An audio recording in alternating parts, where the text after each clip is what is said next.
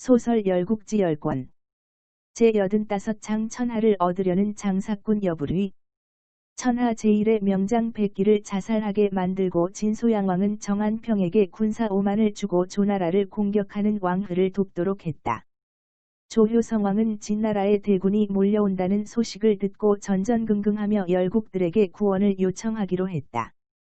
평원군 조승이 초나라에 구원병을 요청하러 가려고 했다. 그는 20명을 채워 자신을 호위하게 하려고 문객들을 뽑는다. 한 명이 부족해서 이리저리 살펴보아도 마땅한 인물이 눈에 띄지 않았다. 그러자 모수라는 자가 수행원에 합류하겠다고 나섰다. 조승은 모수가 탐탁치 않았으나 그의 언변에 압도되어 그를 수행원에 합류시켜 초나라로 떠난다. 모수자천이란 고사성어가 탄생한 배경이다. 초나라 초고열왕은 조나라를 돕는 것을 거려했는데 이때 모수가 나서서 초고열왕의 마음을 돌리게 한다. 초나라는 모수에 의해 조나라와 합종을 하기로 결정한다. 초나라는 춘신군 황홀에게 8만의 군사를 주고 조나라를 돕도록 지시한다. 위나라의 위알리왕은 대장 진비에게 10만의 군사를 주어 조나라를 돕도록 한다. 이 소식을 들은 진소양왕은 위알리왕을 협박하자 겁을 먹은 위알리왕은 진비에게 사자를 보내 진격을 중지하고 사태를 관망하라는 명을 내린다. 초에 춘신군 황홀도 군사를 무관에 주둔시키고 사태를 관망하기만 했다. 진나라의 공격이 거세자 조효성왕에게 진나라를 제왕으로 받들고 천자로 인정하자는 주장을 하는 위나라 장수가 있었다. 그는 신원현이란 사람으로 조나라가 위기를 벗어나려면 진나라를 천자로 받들어야 한다고 주장했다. 그는 평원군 조승을 만나 이런 얘기를 하자 조승이 신원현에게 한 사람을 만나보라고 한다. 조나라 한단에 유세객 노중년이란 인물이 있었다. 그는 사람들에게 현사로 추앙받던 사람이었다. 평원군 조승은 자신을 찾아온 신원현에게 노중년을 만나게 주선한다. 노중년을 만난 신원현은 노중년으로부터 진나라를 섬기면 안 되는 이유를 듣고 위나라로 돌아가 다시는 진나라를 섬기자는 얘기를 하지 않겠다고 다짐한다. 이런 이야기가 진나라에 들어가자 진나라는 조나라에 현사가 있다는 것을 깨닫고 한단성을 공격하던 군사를 30리 밖으로 물려서 신중하게 조나라를 공격하라는 지시를 내렸다. 조나라는 위기를 벗어나기 위해 신릉군 무기에게 편지를 써서 위기에 빠진 조나라를 빨리 구해줄 것을 청한다. 평원군 조승은 신릉군 무기의 누이와 결혼한 사이였기 때문에 신릉군은 평원군의 요청을 거절할 수 없었다. 신릉군은 분연히 외치고 문객들을 모으자 그와 함께 생사를 함께 하기로 한 문객이 1000명이나 되었다. 신릉군 무기는 위알리왕이 총애하는 여희를 이용하기로 한다. 여희의 아버지가 괴한들에게 죽임을 당했을 때 무기가 문객들을 시켜 범인을 잡아 죽인 일로 여희는 무기에게 큰 빚을 지고 있었다. 그래서 무기는 여희에게 위알리왕이 자는 틈에 호부를 훔쳐 건네줄 것을 부탁하고 여희가 훔친 호부를 받아 군사들이 주둔하고 있는 어파에 가서 군권을 쥐고 있는 진비에게 호부를 보여주고 장군의 직무를 이어받는다고 거짓말을 한다. 진비가 믿지 않자 진비를 죽이고 8만의 군사를 장악하여 진군을 공격한다. 8만의 군사를 이끌고 온 신릉군의 군대에 진군은 회군하고 돌아간다. 신릉군도 위나라로 회군해서 돌아가지만 위알리왕은 신릉군을 문책하지 않았다. 조나라에 여부리라는 장사꾼이 있었다. 그는 조나라 양적 사람으로 장사로 부자가 된 사람이었다. 그가 조나라 수도 한단에서 진소양왕의 손자 이인을 보고 큰 야망을 품게 된다. 그리고 그는 이인과 그의 가족관계 등을 면밀히 검토한 후 그에게 모든 것을 걸기로 결심한다. 이인은 진나라 태자 안국군의 아들로 안국군의 정비인 화양 부인은 아들이 없었다.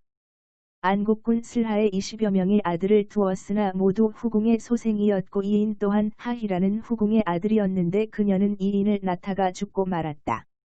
진소양왕이 죽은 뒤에 안국군이 왕이 되면 정실 부인에게 아들이 없으므로 이인을 화양 부인의 양아들로 만들면 이인이 진나라의 주인이 되는 것이었다. 계획을 세운 여부리는 그를 만나 그를 진나라와 왕이 되게 해주겠다고 하고 둘은 동업자가 된다. 조나라에서 감시로 붙인 공손건과 친해지려고 여부리는 막대한 돈을 쏟아부었다. 그리고 이인이 당대 명망 있는 인사들과 교류할 수 있도록 많은 금액을 지원한다. 그리고 진나라 함양에 사는 화양 부인의 언니에게 진귀한 보석들과 선물을 보내며 접근한다. 화양 부인의 언니와 어느 정도 친해진 여부리는 슬슬 화양 부인에 대한 이인의 효성을 이야기한다. 그러자 화양 부인의 언니가 화양 부인을 만나 이런 이야기들을 전한다. 화양 부인의 언니와 친해진 여부리는 그녀의 언니를 통해서 화양 부인에게 많은 보석들과 선물들과 이인의 편지를 전해준다. 그리고 화양 부인이 지금은 총애를 받고 있지만 나이가 들면 왕의 마음도 멀어질 것이니 훗날을 위해 효성이 지극한 후궁 소생의 공자들 중에서 한 명을 선택해서 양아들로 삼아야 훗날을 걱정하지 않을 수 있을 것이라는 여부리의 말에 화양 부인도 이인을 양자로 받아들이기로 하고 안국군에게 청하여 허락을 받는다. 제86장 주는 망하고 은 일어나고 이인이 안국군의 적자가 되고 여부리는 마지막으로 진나라와 전쟁을 하고 있는 조나라를 떠나 진나라로 들어가야 했다. 그런데 여부리에게는 조나라에서 많은 돈을 주고 산 조희가 첩으로 있었다. 여부리의 아이를 임신한 여희를 이인은 알게 되고 그녀를 달라고 여부리에게 간청한다. 여부리가 여희를 이인에게 시집을 보낸다. 조희가 이인에게 시집을 가서 아이를 낳았을 즈음에 진나라는 조나라를 공격하여 한단성을 에워싸고 있었다. 이때 신릉군이 위알리왕의 호부를 훔쳐서 8만의 군사를 이끌고 와 진군을 막아냈으나 상황은 이인에게 좋지 않았다. 이 상황에서 조나라에서 적국인 진나라의 볼모인 이인을 죽일 수 있기 때문에 여부리는 그동안 뇌물로 친해진 조나라 수장을 찾아가 가족들과 함께 조나라를 벗어나야 한다며 특별히 청을 넣었다. 그렇게 여부리의 가족으로 위장한 이인과 조희 그리고 아들 정은 무사히 조나라를 벗어나 진나라로 들어간다. 진나라로 돌아와 화양 부인에게 초나라 복장을 입고 인사를 올리자 이인에게 초나라의 아들이란 뜻의 자초란 이름을 새로 지어준다. 진나라는 주나라를 치기 위해 먼저 한나라를 쳐서 삼천으로 통하는 길을 열려고 했다. 대장장당을 시켜 한나라로 쳐들어갔다. 초나라의 황홀은 초고열왕과 상의한 후에 주나라에 들어가 진나라를 치겠다고 제안하자 준안왕은 초고열왕에게 열국 군사들을 소집하여 진을 치라는 영을 내렸다. 초나라가 열국들에게 이를 알리자 조, 우, 한, 연, 제 5나라가 군사를 보내오기로 약속했다. 그러나 막상 군사를 보내온 나라는 초나라와 연나라뿐이었다. 진나라는 이 두 나라는 다른 나라의 군사가 오지 않아 곧 회군할 것이라 예측하고 주나라를 치기 위해 한나라를 빨리 무너뜨리려 했다. 마침내 한나라의 양성이 무너지고 진군이 삼천을 향해 물밀듯이 달려 주나라 도읍을 향해 육박해왔다. 결국 주나라 준안왕은 진소양왕에게 항복하고 진나라는 주나라의 천자의 위치를 박탈하고 준안왕에게 양성을 봉읍으로 주고 신하로 삼았다. 진나라는 천자를 상징하는 구정을 진나라로 옮기기 시작하는데 구정, 9개의 솥 중에서 하나가 강물에 빠져 사라졌다. 제87장 합종항진. 진이 주를 멸하자 중원의 육국이 모두 진나라의 조례를 올리게 되었다. 연나라의 채택이란 인물이 있었다. 그는 진나라로 들어가 자신이 진나라의 승상이 될 사람이라고 큰 소리를 치고 다녔다. 이 소문을 들은 범수가 그를 불러 만나보는데 그의 말을 들어보니 범수는 자신의 목숨을 지키기 위해 승상직을 채택에게 넘겨야 한다고 생각했다. 그리고 범수는 채택을 승상으로 추천하고 사임한다. 진나라가 여러 나라들을 공격하고 주나라를 멸망하는 그 사이에 아무런 피해도 입지 않은 연나라는 대국으로 성장했다. 연원희가 즉위하고 4년 뒤에 조나라 평원군 조승이 죽었다. 조나라는 대장군 연파를 재상으로 임명했고 연원희는 조나라와의 친선을 도모할 겸 조승을 조문하려 했다. 대부 율복에게 황금 500금을 조나라 효성왕에게 선물로 보냈는데 조효성왕은 사신 율복에게 담례로 줘야 하는 선물도 주지 않자 율복은 조나라에 화가 났다. 그는 연나라로 돌아와 연원희를 설득하여 조나라를 치게 만들었다. 연은 30만의 군사를 일으켜 조나라를 공격한다. 그러나 조나라는 생각보다 강했고 연나라는 대패하고 화해를 청했다. 진나라에서는 56년간 재위한 진소양왕이 죽고 안국군이 즉위하여 조효문왕이 되었다. 부인 화양 부인을 왕후로 책봉하고 왕손 이인을 태자로 세웠다. 진소양왕이 죽은 지 사흘 후에 진효문왕도 죽었다. 자연스럽게 이인이 왕이 되어 장양왕이 되었다.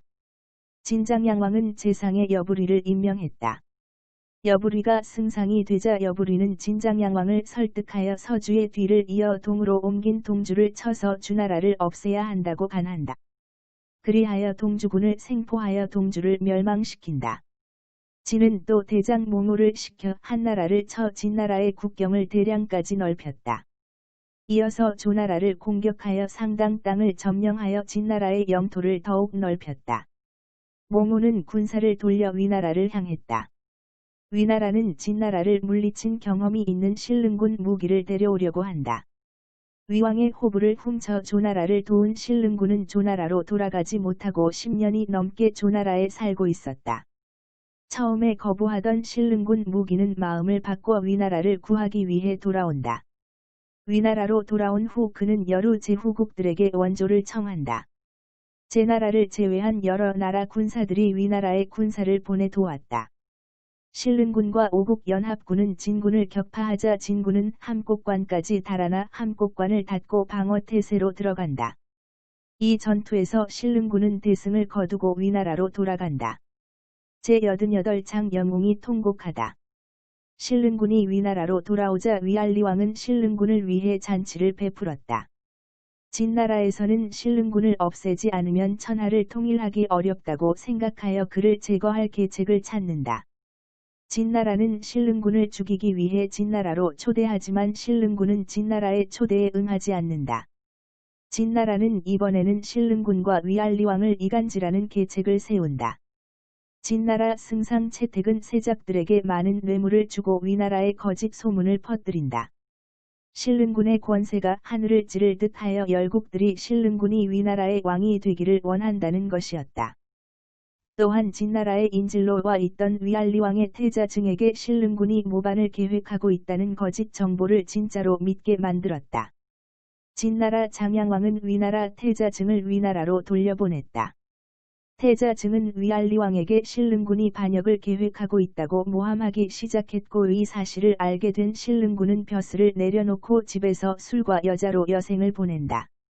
진나라 장양왕은 재위 3년 만에 병이 들고 여부리는 병문안을 한다는 구실로 왕후 조희를 만나 육체관계를 즐기게 된다. 장양왕은 발병한 지 한 달이 되어 죽고 아들 정이 왕이 되었다. 조나라는 열국 제후들에게 사신을 보내 합종을 청하고 진을 칠 것을 주장한다. 오국의 장수들은 춘신군 황허를 상장군으로 추대했다. 그런데 오국의 군사가 영체를 세운 뒤 전쟁을 준비하는데 초나라가 진나라의 기습을 피하기 위해 영체를 뽑고 50리를 퇴각했다. 상장군의 군사가 몰래 퇴각하자 오국의 연합군도 회군하여 각기 자기 나라로 돌아간다. 초고열왕은 황허를 꾸짖지만 벌을 내리진 않았다. 초고열왕에겐 아들이 없었다. 황허에게는 이원이라는 신하가 있었다. 이원의 여동생 이연이 미인이란 말을 듣고 황허는 그 여동생을 자신의 첩으로 삼았다. 이원은 이연이 임신을 하자 한 가지 계략을 세운다. 그건 초고열왕이 아들을 갖지 못함으로 임신한 상태에서 초고열왕의 후궁이 되어 아들을 낳으면 초나라를 얻을 수 있을 것이란 계획이었다. 이원과 황허는 짜고 자신의 아이를 임신한 이연을 초고열왕에게 추천하여 그의 첩이 되게 만들고 첩이 된 이연은 쌍둥이 아들을 출산한다. 그러나 이원은 이 비밀을 알고 있는 황허리 눈엣가시였다.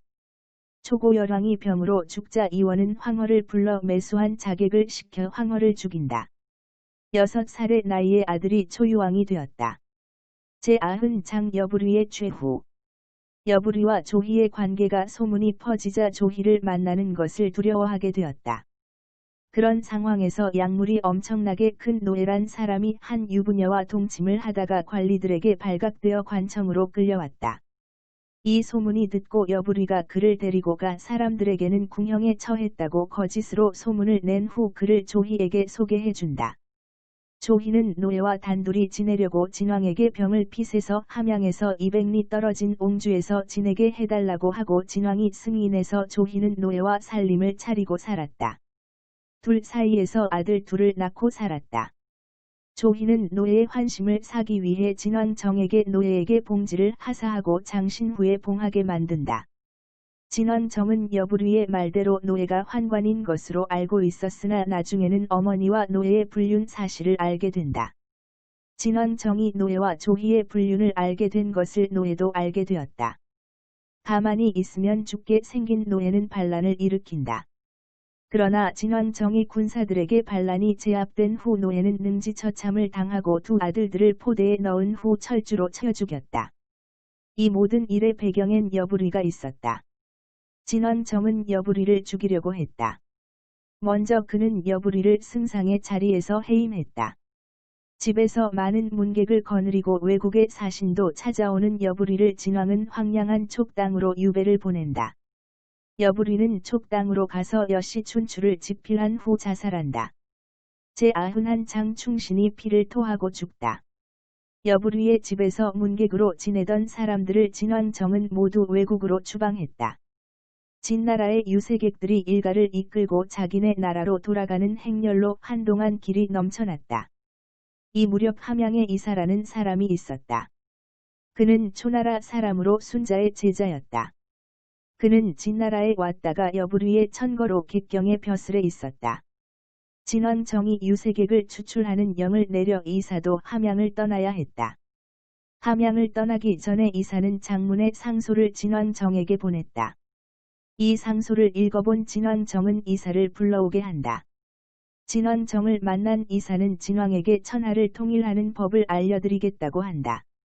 그리고는 먼저 가장 약한 한나라부터 칠 것을 제안한다. 이사의 말에 따라 진원정은 한나라를 치도록 내사 등에게 10만의 군사를 내준다.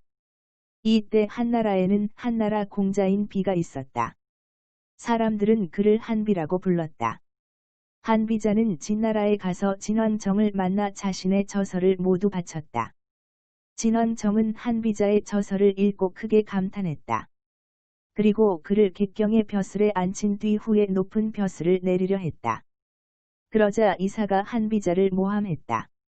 한비자가 자신의 위치를 흔들 수 있기 때문이었다. 그래서 진원정은 한비자를 옥에 가두었다. 그리고 고민하고 있는 사이에 이사의 압박에 의해 한비자는 자살한다. 진원정이 한비자의 죽음을 아쉬워하자 이사는 병법에 능통한 사람을 추천한다. 그는 함양에 있는 위료라는 사람이었다. 위료를 만나본 진원정은 그를 신임하고 그에게 완전히 군권을 맡겼다. 위료는 한나라를 치려고 했다. 그러자 위나라는 업성을 조나라에 바치는 조건으로 조나라의 구원을 요청한다. 업성을 받은 조나라는 호첩에게 5만의 군사를 주어 업성을 지키게 했다. 진군은 호첩의 군사에게 대승을 거두어 조나라고 들어간다. 진군은 호첩을 비롯하여 조군 10만의 수급을 잘라서 경관을 만들었다. 조나라는 이목을 장군으로 임명하고 진군을 막도록 했다.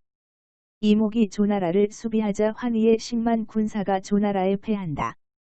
진원정은 왕전과 양단화에게 다시 군사를 내어주고 조나라를 공략한다. 제92장 조나라가 멸망하다. 진나라는 조나라의 이목 때문에 조나라를 쉽게 함락시킬 수 없게 되자 이목과 조왕천을 이간시키는 방법을 쓴다. 진나라에선 많은 뇌물로 조나라 재상 곽계를 매수하여 조나라 장군 이목을 모함한다. 신변의 위협을 느낀 이목은 위나라로 도망갔다. 이목에게 불만이 많았던 조총이 이목의 뒤를 쫓아 그를 죽인다.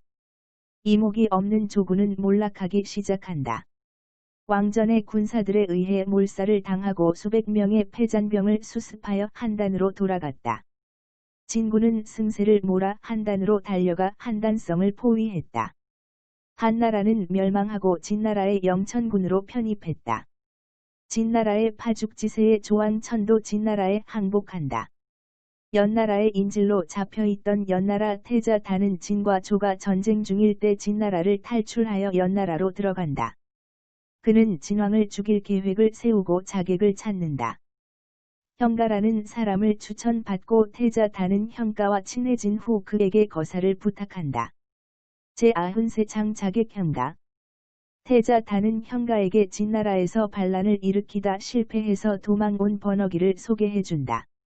셋이 친분을 쌓게 되고 태자 단은 현가에게 빨리 거사를 시작하라고 독촉하고 현가는 진왕을 만나기 위해 번역이에게 목을 내어달라고 부탁한다. 자기 목을 내어주더라도 진왕을 죽이고 싶었던 번역이는 그 자리에서 자신의 목을 찔러 자결한다. 현가는 진무양과 함께 진왕을 만나러 간다. 그리고 진왕을 알현하는 자리에서 그를 죽이려 하지만 실패한다. 진왕정은 자신을 죽이려 한 태자 단을 잡아 죽이려고 했다. 여동으로 달아난 연왕희는 자신의 아들을 죽여 목을 진나라에 바치고 나라를 지키려고 했다. 제94장 마침내 천하가 통일되다. 연나라를 무너뜨리자 이제 진나라는 위나라를 공략한다. 왕분에게 군사 10만을 주고 위나라를 치게 했다. 왕분은 위나라를 점령하고 위왕가는 생포되어 진나라로 끌려가던 중 죽는다. 진이 삼진으로 분열된 삼진이 차례로 진나라에게 무너졌다. 삼진을 병합한 진나라는 그 다음 대상을 초나라로 정한다. 진왕정은 이신에게 초나라를 치려면 얼마의 군사가 있어야 하는지 묻자 이신은 20만이면 족하다고 한다. 다시 진왕정이 왕전에게 물으니 왕전은 60만은 좋기 넘어야 가능하다고 했다. 이에 진왕정은 이신에게 군사 20만을 주고 초를 치라고 했다. 20만의 군사를 이끌고 간 이신은 초나라의 장수 항연에게 대패한다. 진왕정은 20만의 대군이 패하자 왕전에게 군사 60만을 내어주고 초나라를 치라고 한다. 왕전은 초나라를 철저하게 평정했다. 초나라까지 정복하자 이제 남은 나라는 연나라와 제나라 밖에 없었다. 요동으로 옮겨간 연왕은 진의 왕분, 왕전의 아들에게 붙잡혀 진나라로 끌겨가 죽는다. 왕분은 내 땅을 평정하고 다음으로 제나라로 진격한다. 40년간 전쟁을 치르지 않은 제나라는 대책 없이 무너지고 결국 진나라에 항복하고 말았다. 제95장 중국 최초의 황제. 천하를 통일한 진왕정은 다른 명칭을 사용하고 싶어 삼황오제에서 한 글자를 가져와 황제라 칭했다. 시황제는 이사의 건의를 받아들여 중국 전역을 36개 군현으로 나누어 다스렸다. 통일 진나라를 어떻게 통치해야 하는지 여러 의견들이 시황제를 괴롭혔다. 한림원 박사 순우월은 주나라의 제도를 받아들여 친척들을 제후에 봉하는 제도를 시행하자고 주장했고 이사는 군현제를 주장했다. 이사의 건의에 따라 시황제는 법 집행에 제동을 걸고 시비를 거는 것들을 없애기 위해 꼭 살아가는 데 필요한 농서와 의서, 복서 등을 제외한 시서, 백가들의 책은 모두 불태워 버리라고 명을 내린다. 분서를 전국으로 단행하여 전국이 들끓었다. 그러나 도량형을 개량하고 글자를 통일하고 도로를 닦는 등 모습을 보여주도 했다. 죽음을 두려워한 시황제에게 방사들과 술사들이 모여들어 유가가 배척당하고 도가의 기운이 진나라 황실을 덮었다. 한나라 땅 방량사에 장량이라는 사람이 있었다. 그의 자는 자방이라 사람들은 장자방이라 불렀다. 장량은 한나라가 멸망하자 진시황을 죽일 생각으로 재산을 탕진하면서 협객을 찾아다녔다. 그리고 여홍이란 장사를 만난 장량은 그와 친해진 후 진시황을 죽일 계획을 세운다. 진시황의 어가가 행렬할 때 여홍이 백근에 철퇴를 던져 수레를 박살냈다.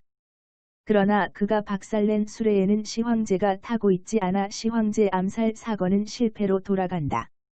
여홍이 진나라 군사에 붙잡히자 장량은 호북의 합의에서 살고 있던 항연의 아들 항백에게 찾아가 그 집에 머무르며 시간을 보낸다.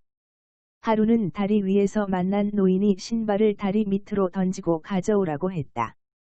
장량이 신발을 주어 노인에게 신겨주자 노인이 몇 차례 신발을 다리 밑으로 던지고는 장량의 태도를 살펴보더니 짜증내지 않고 노인의 말에 잘 따르는 장량을 보고 오늘 밤에 다리로 다시 오라고 하고 사라진다.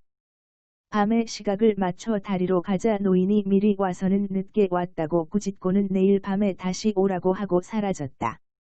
다음 날 밤에 다리로 가지 또 노인이 미리 와 있었다. 그리고는 또 늦었다며 질책을 하고는 다음 날 다시 오라고 했다. 그래서 장량은 다음 날 날이 밝기 전부터 나와서 기다렸다.